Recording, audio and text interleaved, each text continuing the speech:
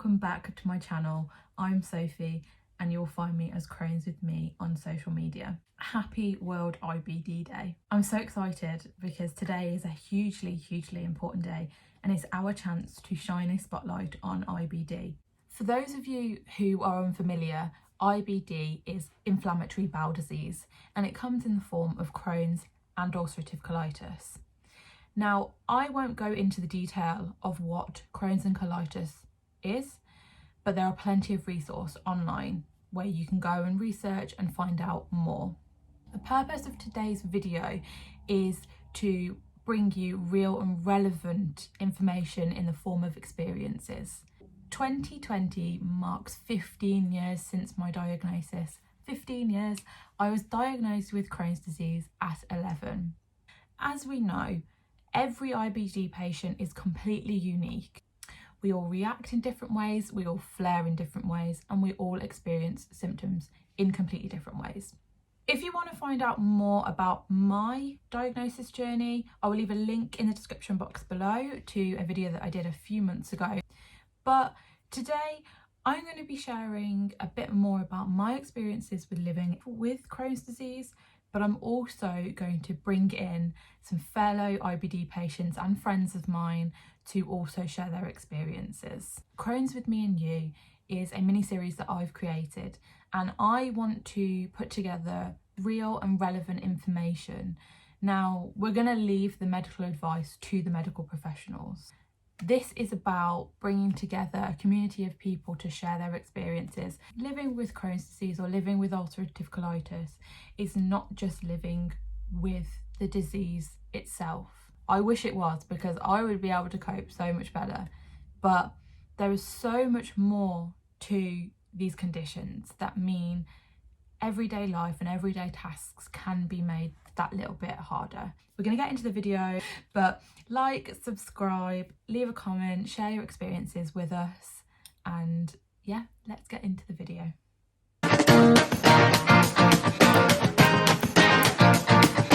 But my first topic to talk about is food, diet and IBD. Now, food is often something that somebody associates when they think about IBD, and it's true for a lot of patients. Good nutrition is vital to their well-being, but for a lot of other patients, food never really comes into it, and food and diet is the centre of a lot of myths around IBD. A lot of people think that you can solely control your IBD with food. There are lots and lots of myths out there. Now, for me, food has never really been a problem, and I've always been very lucky that I can eat what I want.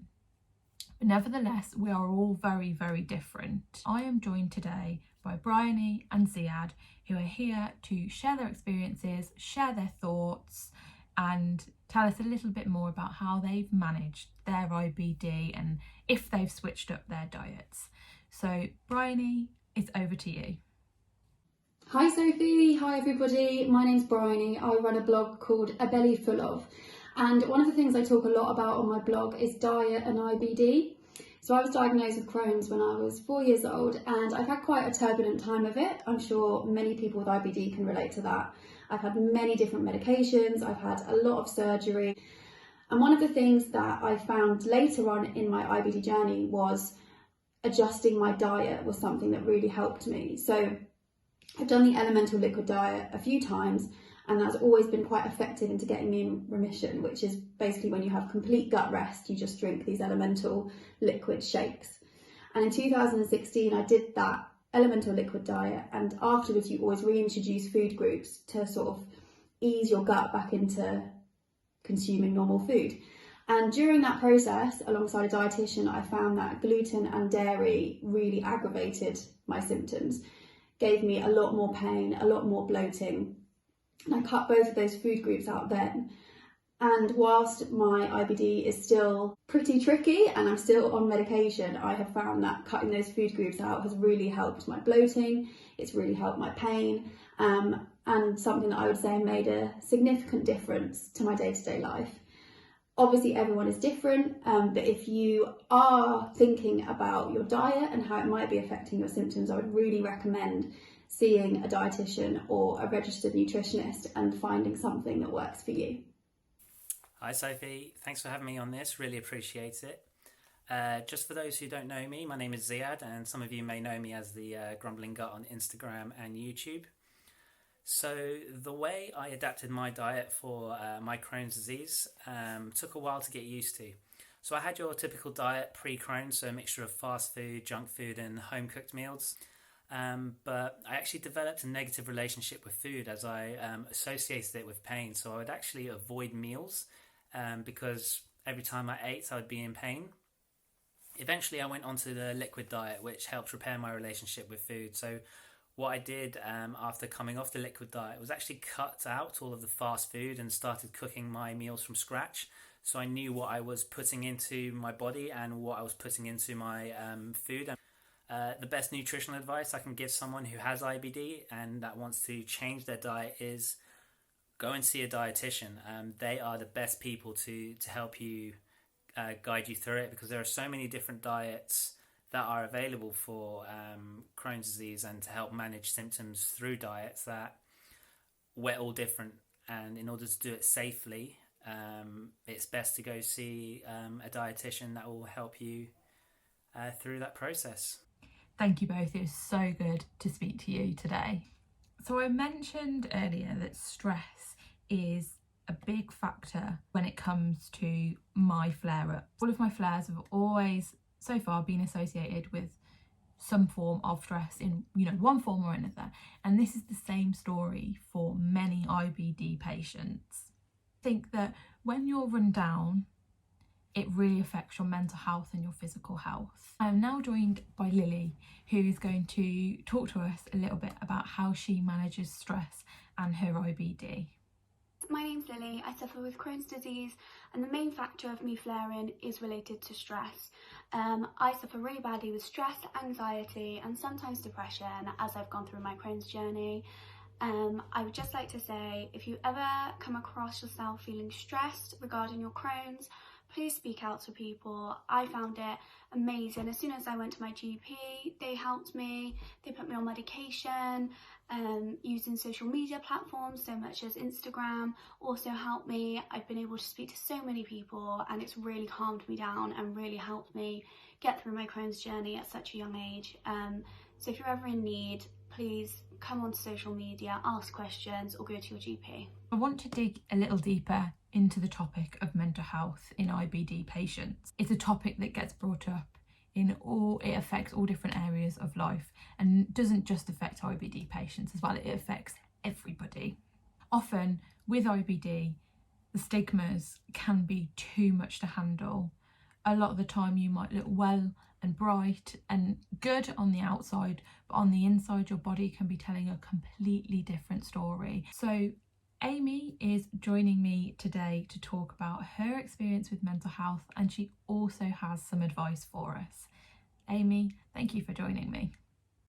I'd say sometimes that the mental side of Crohn's and bowel disease can actually be harder than the physical.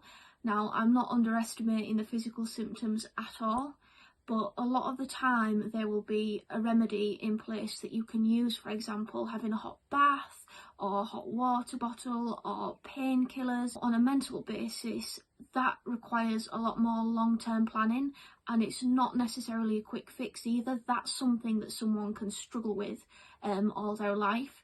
Now, I know since I was diagnosed with IBD when I was 7, growing up into a teenager, the mental side of it really started to take its toll on me, and I have depression and anxiety, and they're just a few mental things that I deal with. Some of that's because of IBD, some of it's because of other things. It's kind of a culmination of things that's come together. So me, on a daily basis, I'd say that on my good days I try and just take every day as it is. I do have a habit of overthinking and looking into the future, so I try not to do that as much, but it's hard. But on my really tough days I just try and take things literally hour by hour just to get myself through. One thing that I wish people knew about Crohn's before they pass judgment is that just because someone looks okay doesn't necessarily mean that they are okay. That is such an important point. You never know who's battling what. I think it's fair to say that IBD patients are tough cookies. And speaking of tough, one of the most life-altering things an IBD patient can go through is surgery. I've not had any surgery as a result of my Crohn's, but I did come close to it in 2013. I was very, very poorly. I was in hospital and I just was not responding to treatment. And the team told me that they think it is best for me to have surgery. I remember being sat in the hospital bed, and I remember the stoma nurse visiting me and sitting on the edge of the bed talking me through the surgery, and she even marked out 2 marks on my stomach where the surgeons could choose to place a stoma. I don't know what happened. I cannot tell you what happened. The day rolled around that I was due to have surgery and they never took me down to theatre. I don't know why, I don't know what happened, but from that point my body actually started to respond to treatment. So the team then decided to hold off on it. I've not had any surgery, but I do remember how daunting it was. Beck has very, very kindly agreed to tell us a bit about her experience with surgery. Beck, it's over to you. So yeah, basically I had surgery in 2010.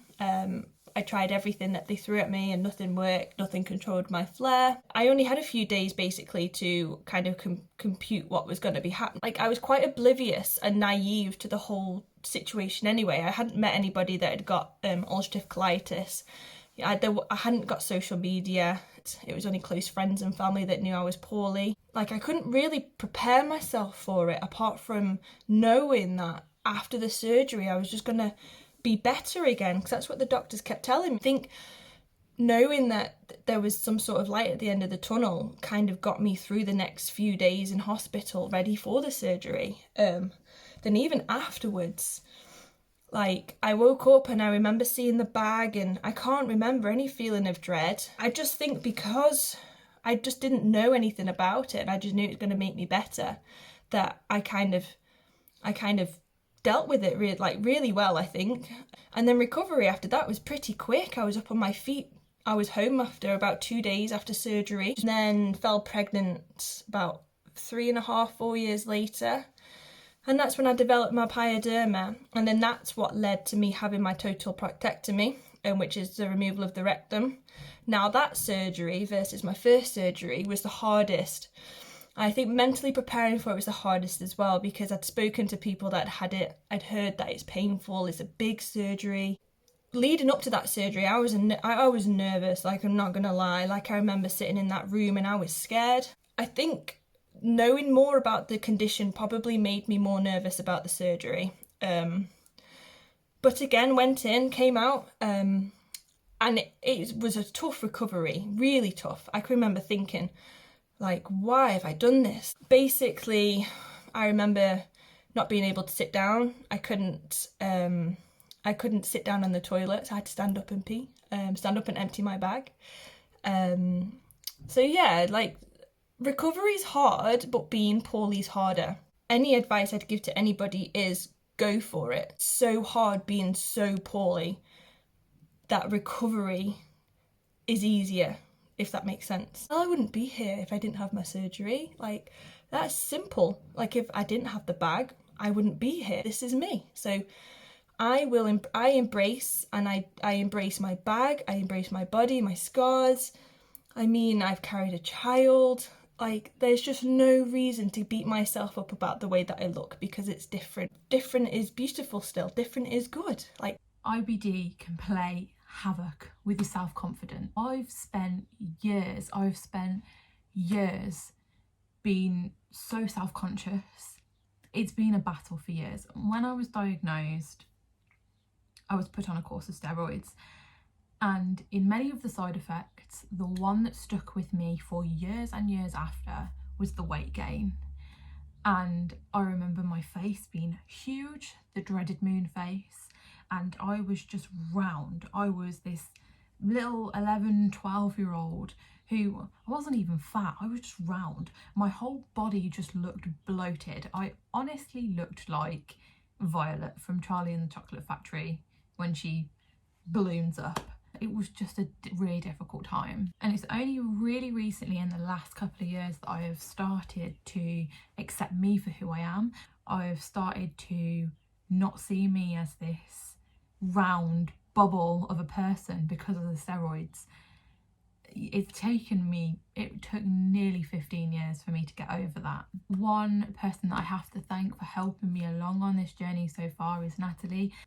Natalie does a lot of work around self-love and acceptance, and she really helps people to see them for who they are and love them for their beauty. I'm joined by Natalie now to talk a little bit about the importance of self-love. Self-love hasn't been easy for me. I guess from the way I was misdiagnosed and what happened to me, I didn't have a chance to even prepare for the situation that was coming my way. I feel like 7 years have been taken from my life, and it's something that I've had to deal with over time. For me, having at the time an emotionally abusive relationship and being made to feel ashamed for things beyond my control, and you know what, I refused to be ashamed when the alternative for me literally was not living to tell the tale. And it's a quote, but it's literally the truth. And you know, I had a lot of acceptance to do, and I had a lot of nights sleeping in bed crying, not eating, not getting up, not seeing my friends, literally not answering anybody, having breakdowns, throwing things around my room like a crazy. Like, it took a lot of, you know, troubled times for me to get to where I am today. And the biggest thing for me was acceptance. I had to be accepting of my scar, and you know, at the time when I had a stoma bag, and I had to be accepting that this scar is here forever. It doesn't stop my modelling career, and actually, in fact, I can be that person to break that stigma in the modelling industry today and show that it's okay. You can, and for those that think that they can't follow their dreams, can then look at me and say, I can still pursue what I want to pursue in life. For me, like, acceptance is such a big thing. Again, I'm going to keep stressing the word acceptance because it really is.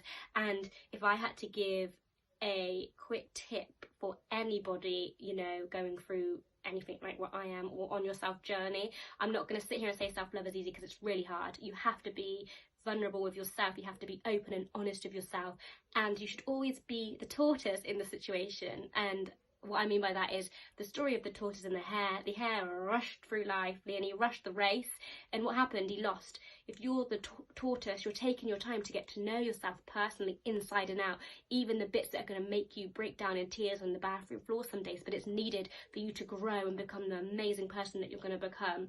You know, so slow and steady wins the race, guys, and I think that's my tip for self-love a lot, alongside acceptance. Now, we've just heard about the importance of self-love. Add to this, having a network of people around you is crucial. Having a good support network is what helps you get through, and if you have that support, unconditional support, you can really conquer anything.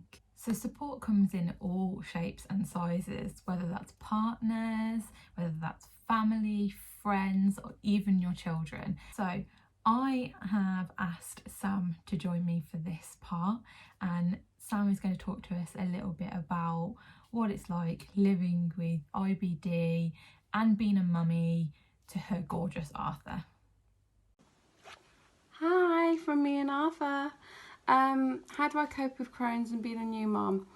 The simple answer is you have no choice. You have to cope when you're a mum. It is hard some days, and some days I do have to actually ask for more help than others. I'm very lucky to have a supportive partner who every morning will get up with him at 6 o'clock or even 5:30 some days and go downstairs and let me have a bit of extra sleep till about 8 or 9. And I'm also really lucky to have a supportive family that will help out with him, and friends, actually, even friends that will come and have him, or he can go to their house. Obviously in lockdown we're struggling a bit at the minute because it's pretty much just on me and Jam. My top tips for anyone worrying about mom guilt and having Crohn's is that, and I did struggle with this myself, although you may spend days in bed with them because you really do need to rest, that's okay. All they want is to be with you. I mean, if I put Arthur on the floor now, he would scream the house down, but he's happy even though I'm doing this video, even though he's throwing the remote, even though I'm doing this video, because he's just with me. That's all your baby wants, is to be with you. So don't feel guilty about not being able to go to the park every day, not being able to cook them the most organic meal every day. Just enjoy time with them, even if that's just curled up in bed watching some TV. It's okay. they just want you, and that would be my top tip, is just to do what you can for them to be with you. So we often have duvet days, and actually Arthur loves a duvet day. Thank you. Bye. Bye. Say bye-bye. So far we've covered a range of topics, and I hope that this is helpful. But life isn't always about the small things and the everyday things. Life is about adventure, and for me, I'm a homeowner, I work full time, I've started to take up photography as a hobby, but I also travel, and travel is one of my main passions. Travel has been a big part of my life over the last couple of years, and it's really started to feel confident in myself and confident with managing my IBD to be able to get out and explore the world. I know that for a lot of IBD patients, travel is very daunting, but I do feel very passionately about the fact that we shouldn't let our struggles steal our joy, and if getting out and exploring and adventuring is what brings you happiness, then you should do that. Some of my main tips for when I'm travelling include packing light, ensuring enough medication and painkillers and storing them in your hand luggage, but also taking my hot water bottle, because if I have a little bit of a flare, a hot water bottle sorts me out. But I'm going to do a separate video on all of my tips and tricks for travelling, but I wanted to bring in Alicia. So Alicia works in travel, she travels the world as well, and she has IBD. Hi, my name is Alicia and I run the Instagram page of Chronically Travelled. Here are my 3 top tips for those travelling with inflammatory bowel diseases to get you to your destination stress-free. Now, the first one that I recommend, and to me the most important, is the Sunflower Lanyard. Now, the Sunflower Lanyard scheme was set up for people with hidden disabilities to assist in public venues such as airports. These are able to be picked up from airports. You can also get them in the likes of Tesco. Now, what I do is I also include my Can't Wait card, and when I have this on me, I will always feel like a lot more at ease. The Can't Wait card is a quick message to say that we have IBD and we urgently need to go to the toilet, so it does help if there's a queue in place. Now, this is available in 30 different languages for Crohn's and Colitis UK, so you can also get this personalised to the country that you're travelling to. Now, my other tip is to travel with Poopery. Poopery is a spray that you can use prior to going for a number 2. You would spritz it 3 times into the bowl and it masks any odours. For me, that really does ease my anxiety when having to use a toilet in public. Now, the final tip is peppermint tea. Peppermint tea eases bloat, and it also tackles wind. I will always have this on me when I travel. I'll have it prior to check-in and I'll also have it on board. Just ask for hot water when you're on the aircraft. So just as travel is my hobby, fitness is a hobby for a lot of IBD patients too. And fitness can be a big part of life when it comes to IBD, because it means that you are physically strong, but it also helps with your mental health. Now, I'm not a huge gym goer at all. I do work out a couple of times a week, but nevertheless, I am joined by Alexis and by Andy to talk about their fitness journeys and IBD. Alexis is a personal trainer and Andy is a pro golfer. So, over to you. Hi, my name is Alexis. I'm a certified personal trainer from New Jersey, USA, and I have ulcerative colitis. So I got my personal training certification through the National Academy of Sports Medicine in 2019. I did their self-study program, so I studied for 3 months independently and then took the exam to pass in late 2019. I was interested in becoming a personal trainer because I've been obsessed with movement throughout my whole life. I have my bachelor's degree in dance from Rutgers University, and I also am a certified yoga instructor. I completed my 200 hours in 2016. But my ulcerative colitis is pretty much what inspired me to become a personal trainer.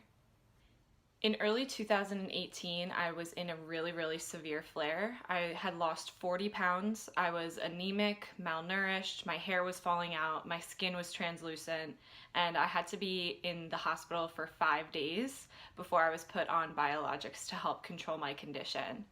And what really motivated me was after I got out of the hospital and was deemed in remission, I just would look back to those days where I really couldn't stand up without feeling dizzy or lightheaded or even blacking out sometimes because of my lack of nutrition, and just taking for granted the days that I actually did have energy and desire to move. There's always going to be a million reasons to say no, and for me, becoming a personal trainer was using my story to inspire people to say yes. My advice to any IBD patient who wants to get involved in fitness is to just have fun with it. Try a bunch of different things, see what you like, because it'll motivate you to want to move your body even more. And my final piece of advice to IBD patients wanting to get more involved in fitness is to just listen to your body. Hi guys, my name is Andy and I'm here to talk to you a bit about IBD and fitness. Now, in regards to what I do to keep myself fit, I would go to the gym 4 times a week. Mainly what I do was I would do a lot of Pilates, as my core after my surgeries left it was quite weak, and I was recommended to start Pilates to strengthen it back up again. Now what I did first was I went and got myself a personal trainer to help me along the way, because personally I didn't know anything about Pilates at the time and I needed some guidance. So I would recommend to anyone who's just had surgery to start doing Pilates and to get a personal trainer to help them along the way, as if you just jump in and try and do it yourself, you're not going to do it right. So what I would do is when I'm at the gym is I would do a small bit of weights just to keep my upper body strength up. I would recommend to anyone who's just had surgery is to make sure you get permission from your doctors, your stoma nurses, your surgeons to go back and do some gym work, as you don't want to go in too early and get yourself hurt. And also what I would recommend doing is get yourself a hernia support belt. You can get most of them I know here, you can get them through your chemist. Thank you both so much. I have a feeling that is really going to help some people starting out on their fitness journeys. So at the moment, and in the current climate, our healthcare systems all over the world are stretched. It's fair to say that everyone's focus is on COVID-19, and as it should be too. So I want to bring in Emily. Now, Emily is an IBD nurse and has IBD herself, and she will talk us about all the great work she is doing to ensure she can continue to support her patients. Hi, thanks Sophie. My role as an IBD nurse is pretty amazing.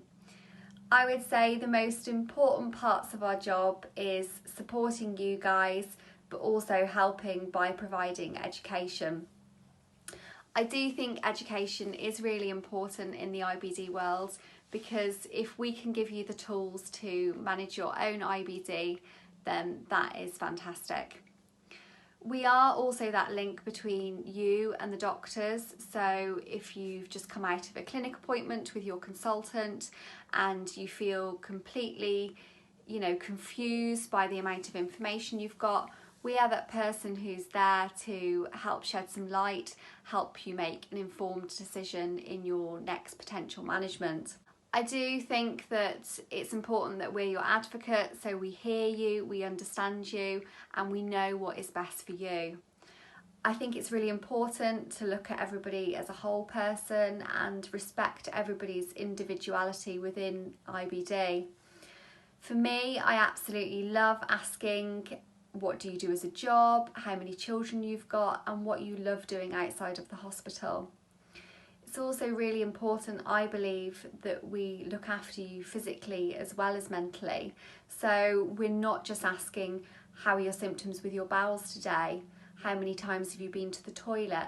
But actually, how are you? How are you feeling? How are you managing? And I do think IBD is really debilitating, and that we are there for you, we do understand you, and we hear you. That's great. Thank you so much, Emily. Keep doing all of the great work that you are doing. Well, we are at the end of the video. It's great to listen and to understand the experiences of other IBD patients.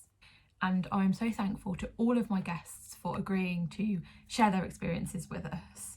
Some days are bright, some days are tough, but we take it each day at a time, and that's all we can do. That has provided some really insightful information, some real life experiences to help you understand a little bit about what it's like living with IBD in everyday life. It's completely different for every single one of us and for every IBD patient out there. We have an amazing community of people online, and we have amazing teams around us that we really can get through it. And it might always be with us, but it's not going to stop us living our lives. If you have any questions, leave them in the comment box below and we will get back to you. Remember to like, share, subscribe. You can find all of my guests on social media and I will link them in the description box below. And thank you so much for watching. Stay safe, stay well, and I will see you in my next video.